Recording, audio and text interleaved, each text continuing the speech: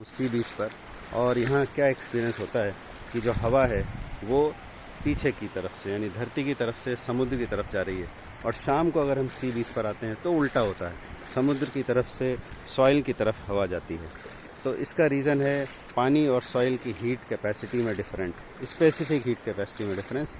Specific heat capacity पानी की ज़्यादा रहती है, तो इसका मतलब है कि वो गर्म भी धीरे धीरे होगा और ठंडा भी धीरे धीरे होगा, जबकि सॉइल की हीट कैपेसिटी कम है, जिसकी वजह से वो गर्म भी जल्दी होगी और ठंडी भी जल्दी होगी।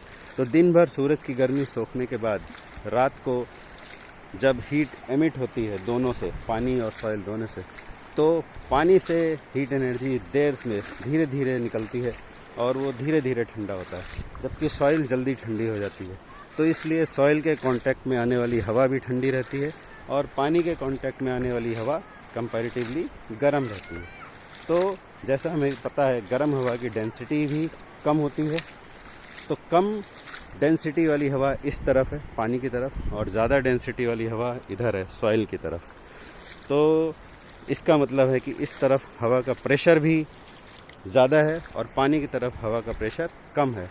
तो कम प्रेशर की तरफ ज़्यादा प्रेशर से हवा चलती है, यानी कि सॉइल से पानी की तरफ प्रेशर का डिफरेंस है। इस तरफ प्रेशर कम है, इस तरफ प्रेशर ज़्यादा है, तो ज़्यादा प्रेशर वाली साइड से कम प्रेशर वाली साइड में हवा चल रही है। शाम को जब आएंगे तो इसका ठीक उल्टा होगा, क्योंकि जैसे अभी बताया कि पानी का जो टेम्परेचर है वो बढ़ता भी धीरे धीरे है और घटता भी धीरे धीरे है।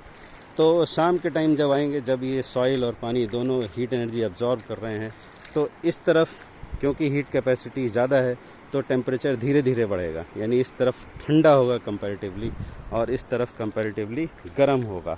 तो शाम को उल्टा हो जाएगा, इस तरफ प्रेशर ज़्यादा और इस तरफ प्रेशर कम, तो ज़्यादा से कम की तरफ हवा चलेगी शाम को।